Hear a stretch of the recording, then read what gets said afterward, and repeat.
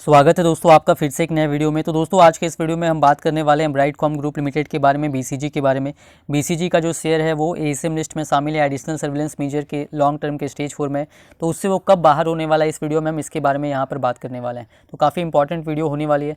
Video शुरू करने के पहले दोस्तों मैं आप सभी को सरस्वती पूजा की हार्दिक शुभकामनाएं देना चाहूँगा। दोस्तों अगर हम बात करेंगे यहाँ पर ब्राइटकॉम ग्रुप लिमिटेड की, तो यहाँ पर देखिए इस स्टॉक में पिछले कुछ दिनों से अगर देखेंगे तो एक रेंज बाउंड तरीके से स्टॉक चलता हुआ दिखाई पड़ रहा है। तो हम यहाँ पर बात करने वाले हैं कि ये जो स्टॉक है इसी के साथ एएसएम लिस्ट में भी शामिल है, तो इससे बाहर कब होगा। वीडियो शुरू करने के पहले मैं आप सभी से कहना चाहूँगा कि अगर आपने चैनल पर पहली बार विजिट किया है तो चैनल को सब्सक्राइब जरूर कर लीजिएगा और नोटिफिकेशन बेल का आइकन भी प्रेस कर लीजिएगा। आपको इस चैनल पे शेयर मार्केट से रिलेटेड लेटेस्ट वीडियोस मिलती रहती हैं और बीसीजी से रिलेटेड जब भी कोई भी अपडेट आएगी बिल्कुल आपको इस चैनल पे मिल जाएगी। अगर हम बीसीजी की प्रीवियस क्लोजिंग की बात करेंगे तो देखिए 172.60 पे हुई है, 2.49% नेगेटिव क्लोजिंग है। पिछले कुछ दिनों से अगर आप देखेंगे तो जब Q3 का रिजल्ट आया था जो बहुत बढ़िया आया था, 371 करोड़ रुपीज़ का प्रॉफिट हुआ था कंपनी का, तो फिर अपर सर्किट कुछ दिनों तक लगातार देखने को मिला।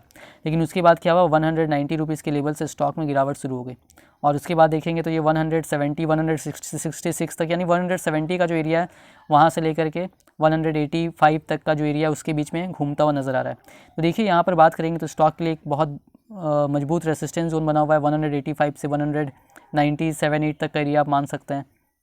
और ये जो एरिया ये यहाँ पर ब्रेक होगा, यहाँ पर स्टॉक सस्टेन कर पाएगा इसके ऊपर, तभी ब्रेकआउट होगा। और बार बार यहाँ रेसिस्टेंस फेस करना पड़ रहा है और देखिए ब्रेक हो सकता है, ये काफ़ी लोगों को लगा था Q3 के बाद होगा लेकिन नहीं हुआ। और अगर हम बात करें तो अभी भी बहुत सारी गुड न्यूज़ यहाँ पर आने वाली है कंपनी की ओर से। उसमें नया जो डिजिटल ऑडियो कंपनी का एक्विजिशन है उसको लेकर के भी बात है और भी बहुत सारी बातें हैं, तो वहाँ पर भी अच्छी न्यूज़ आएगी तो ये तेज़ी आपको देखने को मिल सकती है। कोई बैड न्यूज़ नहीं है स्टॉक से रिलेटेड, थोड़ा कंसोलिडेशन हो रहा है, आपको बस धैर्य दिखाने की ज़रूरत है। अब देखिए यहाँ पर बात करेंगे, ये जो वीडियो मैंने बनाई है ये जो स्टॉक है एएसएम लिस्ट में शामिल है, तो उससे एग्जिट कब करेगा वो बताने के लिए बनाया। देखिए यहाँ पर आप देख सकते हैं एएसएम लिस्ट के लॉन्ग टर्म के स्टेज 4 में शामिल है। एएसएम लिस्ट का मतलब होता है एडिशनल सर्विलेंस मेजर लिस्ट। इसके दो टाइप होते हैं, शॉर्ट टर्म एएसएम और लॉन्ग टर्म एएसएम। और यहाँ पर इसके अंदर भी स्टेज होता है, स्टेज 1 2 3 4। तो लॉन्ग टर्म लिस्ट के स्टेज 4 में यहाँ पर जो है बीसीजी शामिल है, जो लास्ट स्टेज यहाँ पर होती है। अब देखिए बीसीजी की अगर हम बात करेंगे यहाँ पर, तो इससे बाहर कब होगा इसके बारे में काफ़ी लोग पूछते भी हैं, तो उसके बारे में भी हम बात करने वाले हैं यहाँ पर इस वीडियो में। सबसे पहले मैं आपको जो रूल है वो बता देता हूँ, उसके पहले मैं ये भी बता देता हूँ कि बीसीजी शामिल कब हुआ था। देखिए बीसीजी जो है लॉन्ग टर्म के स्टेज 4 में, पहले स्टेज 1 में था, फिर स्टेज 2 में गया और 2 से स्टेज 4 में जो गया वो 26 नवंबर 2021 को गया था। यहाँ पर देख सकते हैं आप, यानी 26 नवंबर 2021 से ये लॉन्ग टर्म के स्टेज 4 में पहुँच गया एएसएम लिस्ट के। अब देखिए यहाँ पर बाहर होने का जो रूल है वो मैं यहाँ पर बता दे रहा हूँ आपको। एज पर एनएसई की वेबसाइट अगर देखेंगे तो यहाँ पर साफ से बताया गया, आप भी यहाँ पर देख सकते हैं कि कोई भी स्टॉक को यहाँ पर जो है स्टेज 4 में अगर डाल दिया गया है, किसी स्टॉक को डायरेक्टली भी सीधे स्टेज 4 में डाला जा सकता है। ऐसा नहीं है कि 1 के बाद ही 2 में जाएगा, फिर 3 में, फिर 4 में। डायरेक्टली भी सीबी को लगा तो स्टेज 4 में भेज सकती है।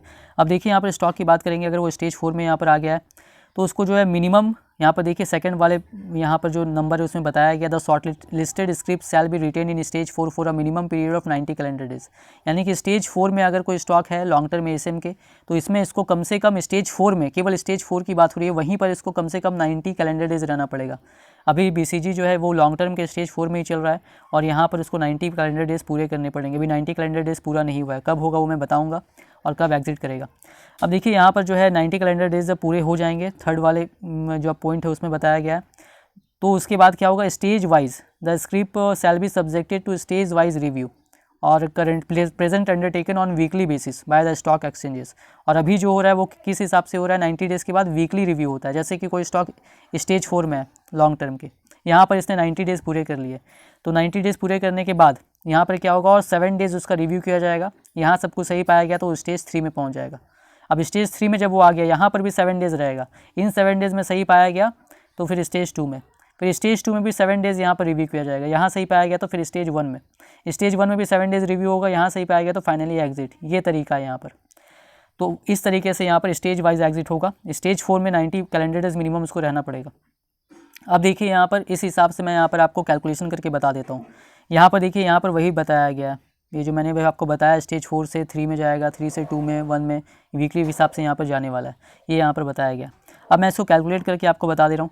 देखिए यहाँ पर जो कैलकुलेशन है वो मैं आपको यहाँ पर सीधे करके बता देता हूँ। देखिए इसको शामिल किया गया था, नवंबर जो होता है, नवंबर महीना ये 30 डेज़ का होता है, 30 नवंबर आखिरी डेट होती है, और 26 नवंबर को शामिल किया गया यहाँ पर देख सकते हैं एएसएम लिस्ट में।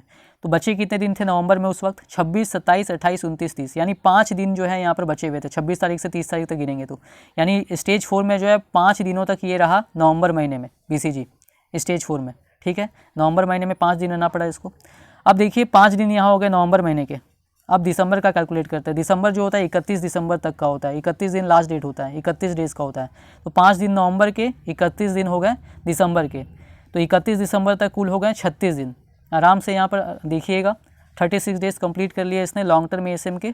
दिसंबर 31 तक 36 दिन कंप्लीट हो गए बीसीजी के लॉन्ग टर्म एएसएम के स्टेज 4 में। अब जनवरी का महीना आया, जनवरी होता है 31 दिनों का, 31 जनवरी लास्ट डेट होती है। दिसंबर तक 26 दिन हो गए थे, 31 दिसंबर तक, और 31 दिन जोड़ लीजिए यहाँ पर जनवरी का, तो ये आपके हो गए 67 दिन। यानी 31 जनवरी तक 67 दिन पूरे हो गए लॉन्ग टर्म एएसएम के स्टेज 4 में। अब यहाँ पर कितने दिन बचे हैं 90 डेज़ कंप्लीट होने में? तो 67 डेज़ में, 67 डेज़ में अगर आप जोड़ देंगे 23 डेज़ तो हो जाता है 90 डेज़। 67 डेज़ हो गया था 31 जनवरी तक, और उस जनवरी के बाद आता है फरवरी, यानी फरवरी के अगर आप 23 दिन ले लें तो 90 डेज़, 90 कैलेंडर डेज़ पूरे हो जा रहे हैं। यानी 23 फरवरी जो होगा, 23 फरवरी इस दिन यहाँ पर 90 कैलेंडर डेज़ बीसीजी का पूरा हो जा रहा है स्टेज 4 में। ठीक है, 23 फरवरी याद रखिएगा। अभी 23 फरवरी जो आने वाला है इसी महीने, उस दिन बीसीजी का लॉन्ग टर्म स्टेज 4 जो है एएसएम लिस्ट के यहाँ पर 90 कैलेंडर डेज़ पूरा हो जाएगा। और 90 कैलेंडर डेज़ पूरा होने के बाद क्या होता है, वीकली रिव्यू शुरू होता है। यानी एएसएम स्टेज 4 में यहाँ पर जो 90 कैलेंडर डेज़ इसका 23 फरवरी को पूरा हो जाएगा। अब वीकली रिव्यू यानी कि उसके बाद स्टेज 4 से स्टेज 3 में जाएगा। तो स्टेज 4 से स्टेज 3 में यहाँ पर जाएगा, तो वो आप जोड़ लीजिए यहाँ पर। अगर आप 7 डेज़ करके जोड़ेंगे, 7 दिन करके जोड़ेंगे, तो यहाँ पर मैं आपको कैलेंडर पर ही दिखा देता हूँ। यहाँ पर देखिए ये आपका हो गया 23 फरवरी। 23 फरवरी वेडनेसडे है। ठीक है, यहाँ पर देखिए वेडनेसडे है 23 फरवरी। तो इसमें 7 डेज़ जो होगा 23 में, वो वेडनेसडे ही आएगा। तो अगला जो है 7 डेज़, 23 फरवरी को इसने स्टेज 4 में 90 डेज़ पूरे कर लिए। ठीक है, ये 23 फरवरी को। अब 7 डेज़ पूरा जो होगा उसके बाद वो स्टेज 3 में जाएगा। तो वो 7 डेज़ कब आएगा? वो अगले बुधवार को आएगा, यानी 2 तारीख, 2 मार्च। ये 2 मार्च जो रहेगा इस दिन ये स्टेज 4 से कहाँ पहुँच जाएगा? स्टेज 3 में पहुँच जाएगा। ठीक है, अब अगला फिर स्टेज 3 में 7 डेज़ कब कंप्लीट होगा? 2 तारीख को स्टेज 3 में आया, तो 9 तारीख को, 9 मार्च को यहाँ पर स्टेज 3 के इसके 7 डेज़ पूरे हो जाएंगे। सब कुछ सही रहा तो 9 तारीख को ये स्टेज 2 में पहुँच जाएगा। फिर स्टेज 2 में आ गया 9 तारीख को, यहाँ पर 7 डेज़ कब पूरे हो जाएंगे? 16 मार्च को। 16 मार्च को सब कुछ सही रहा तो ये स्टेज 1 में पहुँच जाएगा। और स्टेज 1 के बाद यहाँ पर सब कुछ सही रहा तो 23 मार्च को ये फाइनली एग्जिट कर जाएगा। 23 मार्च को यहाँ पर फाइनली ये एग्जिट कर जाएगा एएसएम लिस्ट से। और उसके बाद इसकी सर्किट लिमिट भी चेंज हो सकती है। जो सर्किट लिमिट 5% के इसमें भी बदलाव आता हुआ नज़र आ सकता है। अब देखिए दोस्तों, यहाँ पर मैंने जो कैलकुलेट करके बताया एज़ पर सेबी के रूल के हिसाब से बताया है। अब इसमें एक चीज़ मैं और यहाँ पर मेंशन करना चाहूँगा कि ये देखिए सेबी ने कहा है कि 7 डेज़ का होता है। तो यहाँ पर जो मैंने कैलकुलेशन किया इसमें 23 मार्च से 1-2 दिन ऊपर नीचे, 4-5 दिन ऊपर नीचे हो सकता है। जैसे 23 मार्च मैंने बताया, तो हो सकता है कि यहाँ पर जो है क्योंकि कभी कभी ऐसा होता है कि सेबी जो एग्जिट करती है वो मंडे को करती है। 23 मार्च वेडनेसडे है, तो वेडनेसडे को नहीं किया जाता है एग्जिट, वो किया जाता है जो अगला मंडे आता है, यानी इसके बाद जो मंडे आएगा वो 28 तारीख को आएगा। तो होता ऐसा भी हो सकता है कि 28 तारीख को किया जाए, लेकिन इसके आसपास का ही 1 हफ्ता के बीच का दिन यहाँ पर होना चाहिए, ये जान लीजिए। अब देखिए ऐसा भी होता है, मैंने ऑब्जर्व किया था पिछले बार कि सेबी ने यहाँ पर लिखा हुआ है कि जब स्टेज वाइज रिव्यू होता है 90 डेज़, जब स्टेज 4 में कोई स्टॉक पूरा कर लेता है स्टेज 4 में, तो उसके बाद जो वीकली रिव्यू होता है वो 7 डेज़ का होता है, वीकली बताया। लेकिन यहाँ पर 7 डेज़ की जगह में 14 डेज़ का टाइम लिया जाता है, 14 दिनों का। ऐसा पिछले बार कई स्टॉक्स में हो रहा था। तो अगर 14 दिनों का टाइम लिया जाएगा तो यहाँ पर 23 फरवरी के बाद जो है यहाँ पर जो 23 मार्च को एग्जिट हो रहा है उसमें 1 महीना और बढ़ भी सकता है, यानी कि मार्च के बाद अप्रैल भी आ सकता है। ये बात ध्यान रखिएगा। ये जब भी होगा उस वक्त अपडेट आएगी, उसमें वक्त मैं आपको बता दूंगा। लेकिन जो 7 डेज़ के हिसाब से कैलकुलेशन करेंगे तो वो जो आ रहा था वो मैंने यहाँ पर आपको बता दिया। तो यही दोस्तों वीडियो थी, यही अपडेट थी। काफ़ी लोग पूछ रहे थे कि कब बाहर होगा, तो मैंने यहाँ पर कैलकुलेट करके बताने की कोशिश की है। अगर वीडियो पसंद आई हो तो वीडियो को लाइक कीजिएगा। चैनल पे पहली बार विजिट किया तो चैनल को सब्सक्राइब ज़रूर कर लीजिएगा।